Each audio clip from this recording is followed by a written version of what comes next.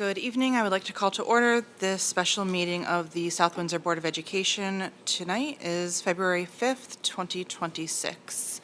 Welcome, everyone. Dr. Carter, do you have any updates from our meeting on Tuesday? Sure. At the last meeting, Mr. Nettles inquired about per pupil spending.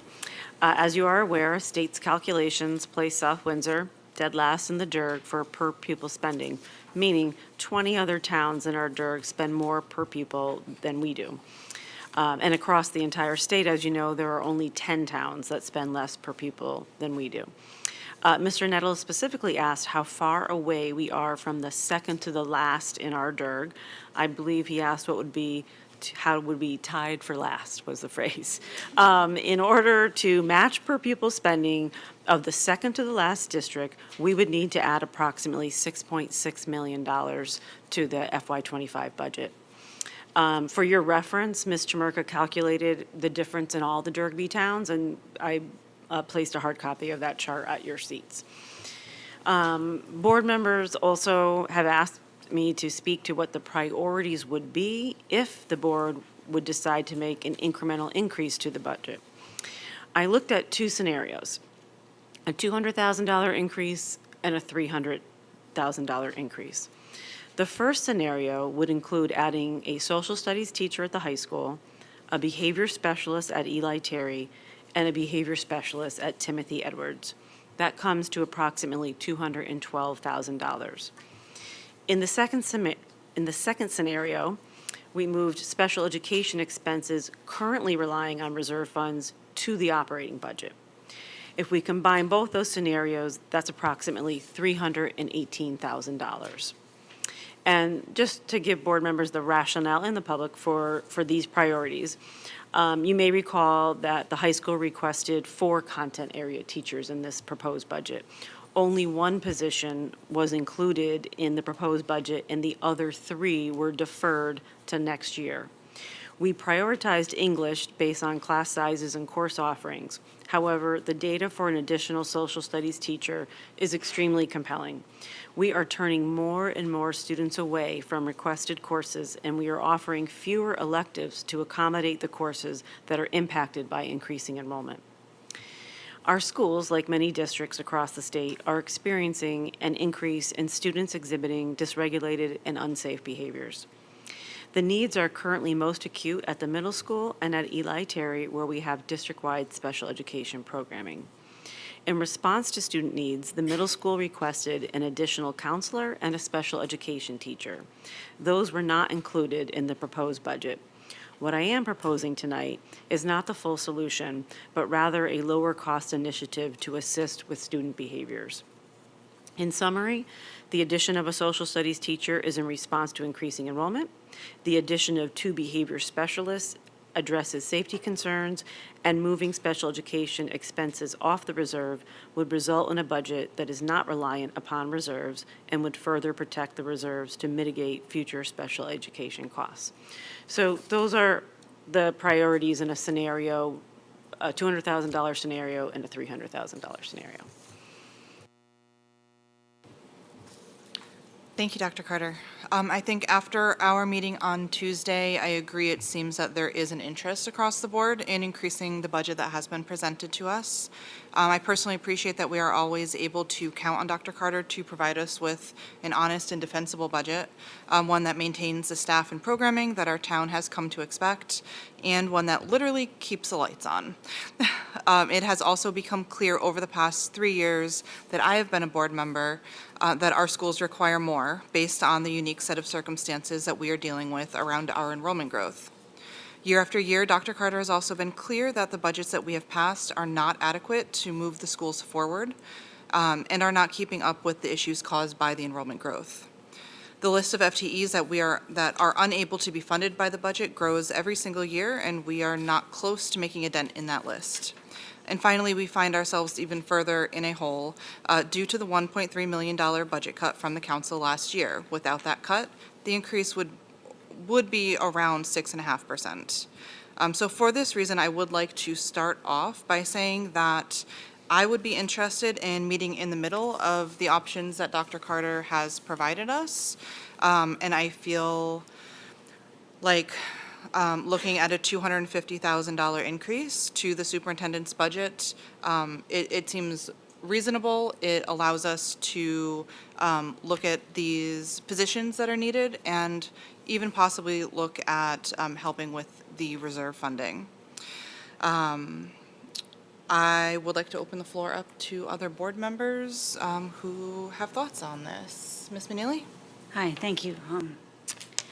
I recognize that the superintendent's budget of 7.91% increase is a lean and defensible number, particularly in a year when fixed costs such as utilities and basic operations continue to rise simply to maintain current services. Historically, the board has acted to adopt or defend the superintendent's proposed budget rather than to increase it. In fact, based on available records, there is no indication that the South Windsor Board of Education has increased the superintendent's total budget in the past 16 years that I can remember. More often, our role has been to protect the proposed budget as presented, especially when it moves to town council where reductions may have occurred. Recent budget trends provide important context for this conversation. Since 2023, budget requests have increased significantly, from approximately 2% to nearly 8%, largely because South Windsor has become an enrollment outlier in the state of Connecticut. These increases have not reflected new initiatives, but rather the cost of meeting enrollment demands and unavoidable obligations. Throughout this period, the board has exercised restraint, offering to choose not to add aspirational items such as expanding mental health supports or facility improvements in order to remain fiscally responsible and aligned with the superintendent's recommendations. This past cycle also highlighted the growing tension between district needs and external constraints. For your fiscal year 26, the gap between the Board of Education and Town Council was the largest in recent history, resulting in a $1.35 million, some say reduction, some say not fully appropriated, as outlined in the superintendent's presentation. Contractual obligations, health and dental insurance, and special education costs alone established a starting point of 7.07% increase over last year's budget before any additional considerations were made. I believe our responsibilities as board members is not only to defend what is necessary, but to ensure our superintendent and her leadership team have the tools they need to move this district forward. By supporting a modest increase to the overall proposal, we would not be directing specific expenditures, but rather signaling our priorities and providing flexibility. That flexibility would allow the superintendent to take steps through staffing or academic programming that would be able to be brought forward this cycle and would represent a deliberate shift from simply keeping up with and intentionally advancing the fast and growing district that we have. Here's a calm, credible, defensible response to why now. Because these conditions are facing now are different than many we have in many years in the past. Since 2023, South Windsor has become an enrollment outlier in Connecticut, and recent budget increases have been driven almost entirely to the needs to keep up that pace with the growth and to meet unavoidable obligations such as contracts, insurance, and special ed. While these percentage increases appear large, they have largely been about maintaining services and not expanding them. At the same time, our multiple budget cycles, the Board of Education has exercised restraint again, adopting and defending the superintendent's proposed budget rather than increasing it. This has been very hard. That approach has been appropriate, but it has also meant that year after year we have been focused on keeping up rather than getting ahead. Why now is really about recognizing that we are at a point right now where simply maintaining is no longer sufficient for a fast-growing district that we are. A modest addition now is not about changing our governance model or setting an open-minded precedent. It's about intentionally giving the superintendent flexibility to address the needs that could not be brought forward this cycle and signaling to her that our priorities as a Board of Education is academic progress, not just operational and survival. Below are 3 responses. Why not wait till next year? From a fiscal responsibility perspective, waiting another year increases risk rather than reducing the risks. Over the past several budget cycles, increasing have been almost always entirely to absorb enrollment growth, unavoidable costs. That approach minimizes short-term impact and creates long-term restraint. Delaying large targeted investments often leads to higher corrective costs later on. through emergency staffing, increased reliance on out-of-district placements, and/or budget gaps that have been expensive and resolved retrospectively. A modest investment now is a preventive measure that will support long-term fiscal stability. So a quick summary of that is responsibility stewardship means addressing pressures point early before they become higher cost problems. Does this set precedent to our future Board of Educations? Fiscal, no, it does not. This does not establish a standing precedent or alter the Board of Education's governance role. Sound fiscal responsibility requires that each budget be evaluated independently based on the current conditions. It is a limited, content-driven adjustment responding to sustained enrollment growth and constrained flexibility in recent budgets. The Board of Education will continue to respect the superintendent's authority over allocations while maintaining disciplines all around this, making decisions. So in short, good stewardship is responsive, not automatic. This is a one-year decision and not the new rule. And that's what I feel. Thank you. Thank you, Ms. Manili. Mr. Marks? Thank you. So as we consider the proposed increase to the superintendent's recommended budget, and specifically as Chairwoman Corsi proposed $250,000, I want to start by saying to our taxpayers and our residents that this is not a decision that we take lightly. As Dr. Carter has emphasized and as members of this board have echoed, this budget does not do enough to fully address one of the biggest pressures facing our district, which is increasing enrollment. We are seeing growth across our schools, and with that growth comes strain on class sizes, staffing, and student supports. We were elected to do what is best for our schools, our staff, and our students, and that means planning for needs we know are here and not postponing them. Speaking personally, as someone who is quite recently a student in this district, I think about what I would have wanted from a Board of Education budget, if I knew what a Board of Education budget was at the time. I would have wanted to know that my education is being prioritized, that class sizes were manageable, and that supports were in place to help me succeed. The best way you can demonstrate that same commitment today is by addressing enrollment pressures now and stopping the practice of kicking the can down the road on positions we know will inevitably be needed in next year's budget. For those reasons, I fully support the $250,000 increase, the priorities Dr. Carter has outlined, and the bipartisan approach that brought us here. That said, I do want to note one concern. Even with this increase, we are still relying on reserves to balance this budget, specifically $107,000. And while this adjustment would allow us to pay down roughly $40,000 of the planned reserve use, we would still be drawing on reserves for ongoing operating costs. In my view, it is not fiscally responsible to rely on reserves in this way, especially when just 2 years ago we worked hard to fully wean ourselves off of using reserves in the budget. If it were up to me, I would support increasing the budget further to cover at least half, if not all, of the remaining reserve use so we can minimize or fully eliminate that reliance. This is particularly important as federal funding streams continue to become more volatile, medical insurance costs continue to skyrocket, and special education costs remain inherently unpredictable from year to year. Those external pressures make it even more critical that we maintain healthy industry-recommended reserve levels for long-term financial stability and risk management. I also hope that the Town Council recognizes the importance of this increase we are proposing. This is a targeted adjustment designed to respond to enrollment and student need, not an arbitrary addition. So in closing, fully funding this budget, including this increase, means we are doing our job by supporting our schools today while planning responsibly for tomorrow. Thank you. Thank you, Mr. Marks. Ms. Shaw? Hi, good evening, everyone. I want to thank Dr. Carter and the central office for the thoughtful and disciplined work that went into this budget. The proposed 7.91 increase reflects what's needed to maintain the strong educational program that South Windsor is known for, but not to expand it. The majority of this increase is driven by contractual obligations, healthcare costs, and rising special education needs, which are largely outside the district's control. I support the proposed budget because any reduction would likely result in program cuts or staffing impacts that could affect classroom instruction and student services. Outcomes I believe our community would not support.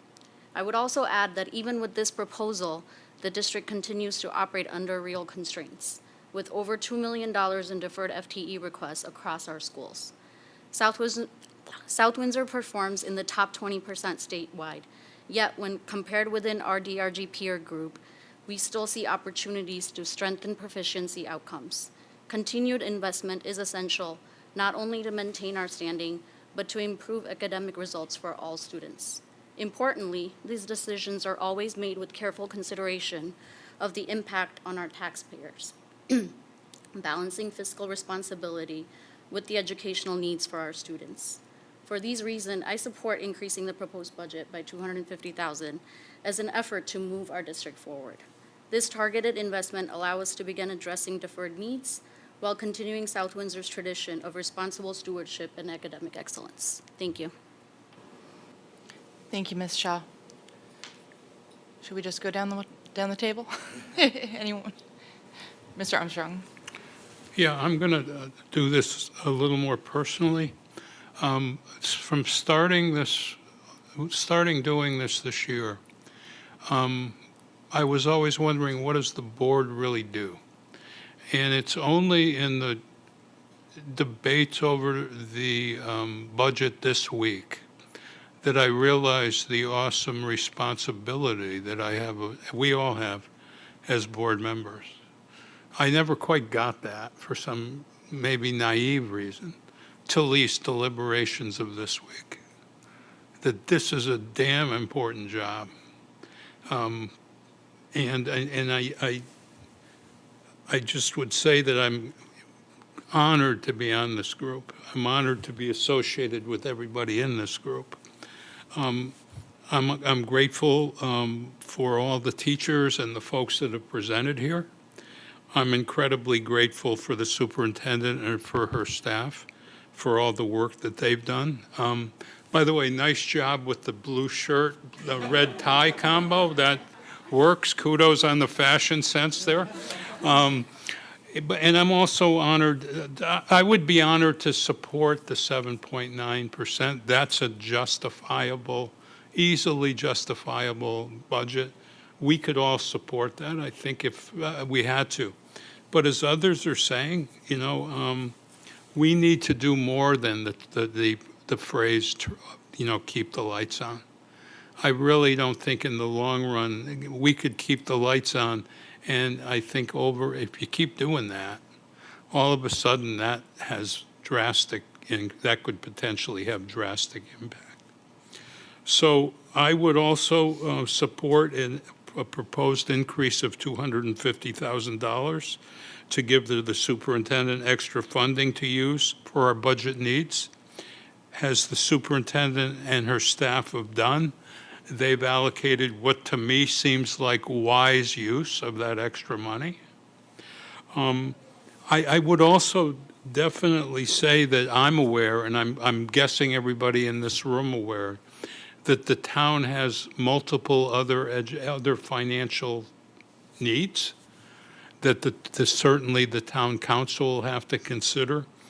And I realize that any budget increase of any type has tax implications, and I personally don't think that I haven't considered that. But I still think in some way that we have to move the needle forward on what the school can provide. So again, I would enthusiastically support an increase of $250,000. Thank you, Mr. Armstrong. Mr. Caldwell? Good evening, and again, thank you, Dr. Carter, and to all her staff and the great job. I'm going to be even more casual, which is how I usually am. When I sat down with the budget and I looked at it and I did some quick numbers at the original 7.91, and then just to keep the lights on is a 5.64%, which only leaves 2.27%. I am fully in favor of the $250,000 proposed increase. One of the things I will say as a brother and watching my mother struggle in the mid-60s and into the 70s and late 70s of a special education sister. And for my mom, one of the biggest things that she did was to put my sister through the regular education system, and that really helped to normalize her life and make it a lot easier.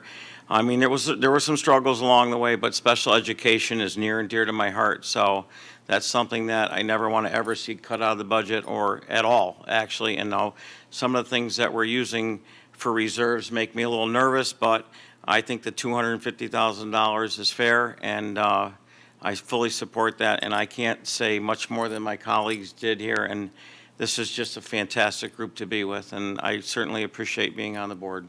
Thank you. Thank you, Mr. Caldwell. Ms. Yanaway? As I assume everyone's heard by now, it has been brought up ad nauseum over the past several years and in this very meeting that South Windsor is experiencing unprecedented growth in our schools.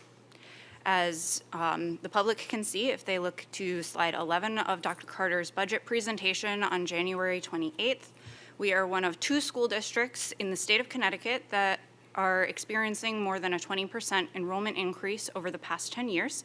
And unlike Eastford's 39 students, South Windsor saw an increase of 969. The school district experiencing the next highest growth is Franklin with a 10.6% growth, representing 18 students. Not to belabor the point, but the unique circumstances we find ourselves in must be addressed in context. The more students we have requires more teachers, more paraprofessionals, more staff, like speech-language pathologists and board-certified behavioral support analysts and specialists, to meet students' individualized education plans. It means more custodial and security staff to keep our schools safe and clean.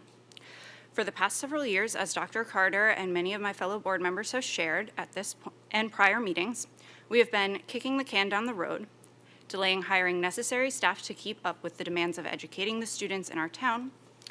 If every request that the principals at our school sent to Dr. Carter this year had been included in the budget she presented, we would be looking at a $111,374,461 budget, a 12.64% increase.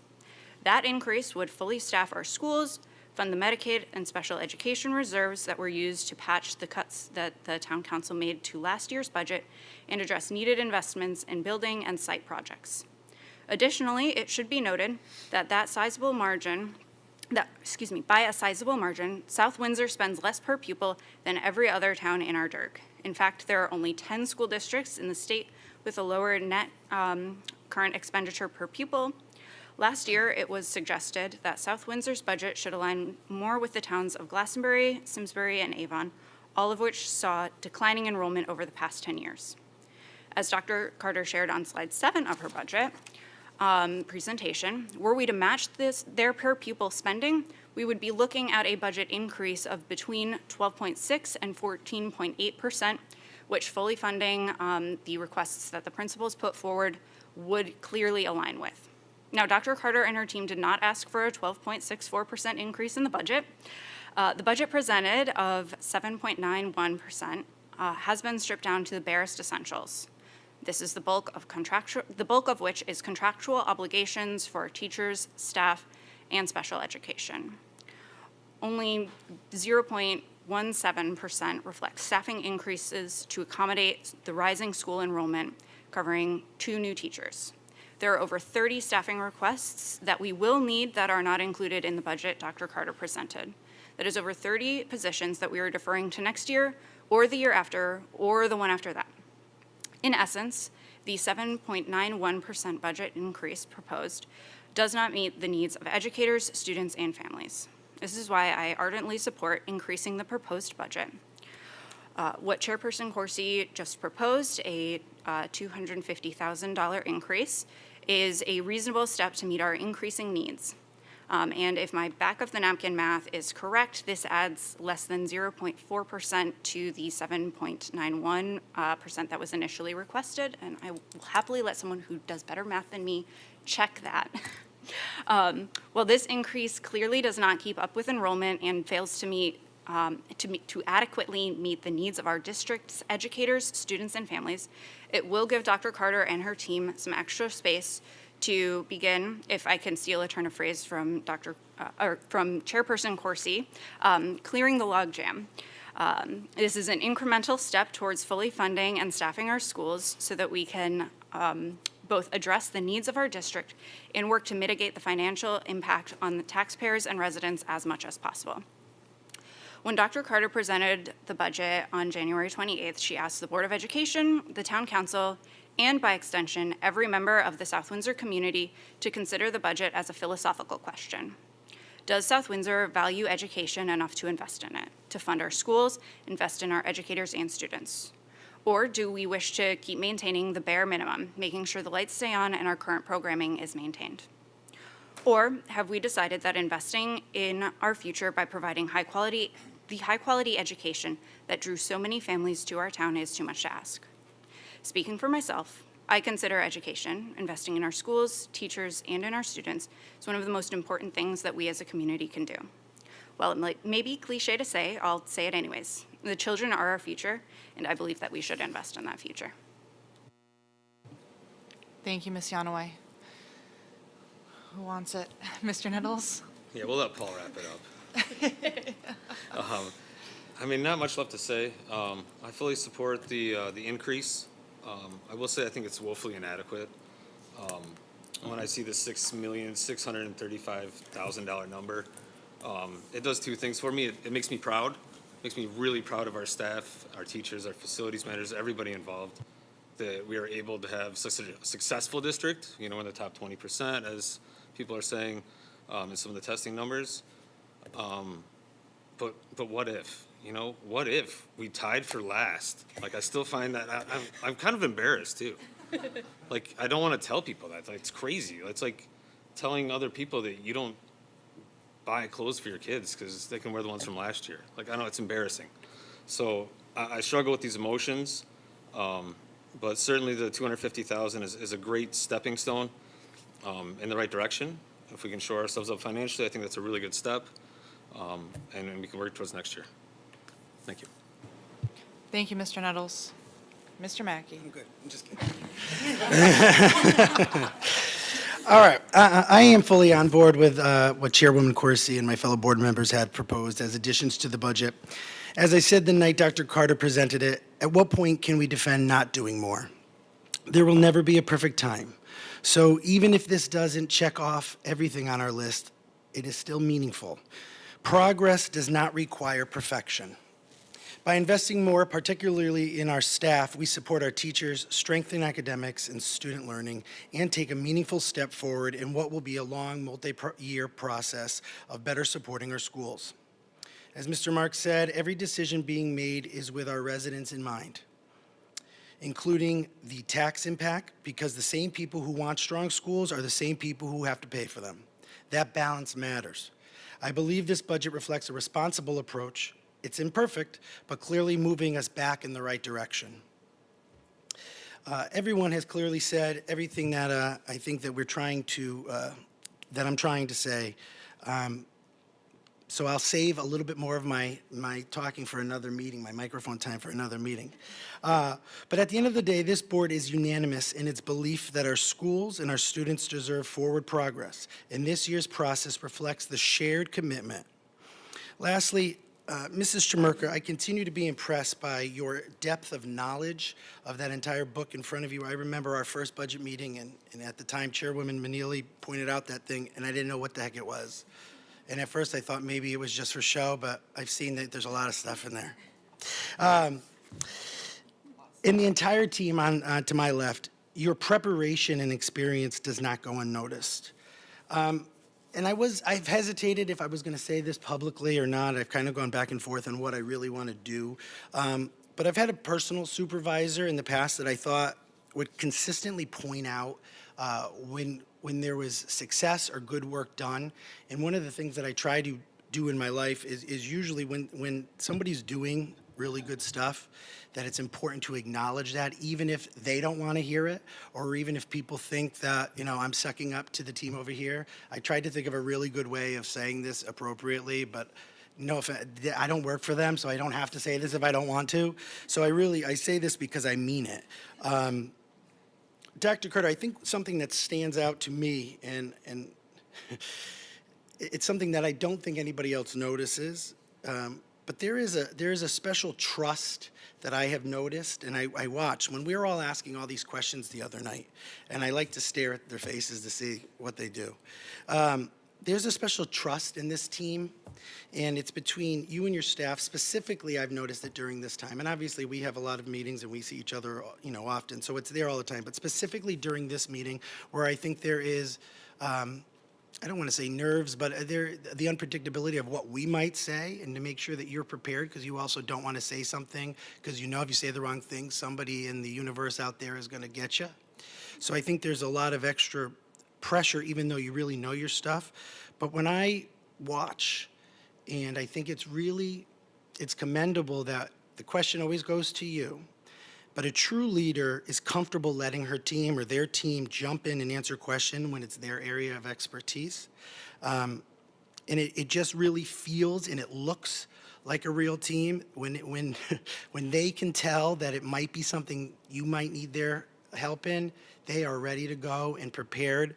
And I think that comes back to the type of leadership you have. And to me, a strong leader isn't about just doing all the talking or have the eyes on them all the time. It's somebody that can teach and show and allow others to shine when it's very obvious that every question could go through you, and it could be that way. But you allow that to happen. And the reason I kind of hesitated about saying this is I understand that maybe this isn't directly in the budget. But if you don't have strong leadership, and I've had this in my own career and life, things can fall apart pretty quickly. And what's most important is what you lose is the motivation behind doing well. And I think when you have somebody that makes you want to work harder and do better, everybody's going to shine. And that's going to trickle all the way down. And I'll be honest, I've heard from teachers and people that have watched our last few meetings, and one of the things I think they continue to point out is that all of us, we've done our work and we've done our homework to do this, but also people who are living this, I just think I think I would have regretted not saying this publicly, just how important I think it is for our community to have leaders that actually care and work together, and nobody's trying to one-up each other, and trust each other. And I just think that that's really, really important. And again, that's not in here, and this isn't in this binder, but it is if you really understand what it takes to put this together and then implement it to the 5,000 kids we have and 1,000 teachers or whatever we have. So some people might not find this as to be a big deal, but I do. So that's it. I support everything Genevieve and the team said, but I'll save the rest for next meeting. Thank you, Mr. Mackey. All right. Good stuff, team. I guess, so I'll talk again. This doesn't happen often. But I guess just to close, I wanted to just thank you all for all the work that you're doing. It is clear that I think we all recognize that the moment our schools are in is one that requires a willingness to act. I do believe that this additional increase of the $250,000, I think it is responsible. I think adding the staff, clearing the logjam is responsible. Reducing the reliance on special education reserves, it is responsible, so that we can fund ongoing operations, and using just these one-time funds to cover recurring expenses, it's just not sustainable. We do recognize the burden on taxpayers and the gravity of what we are suggesting and potentially proposing.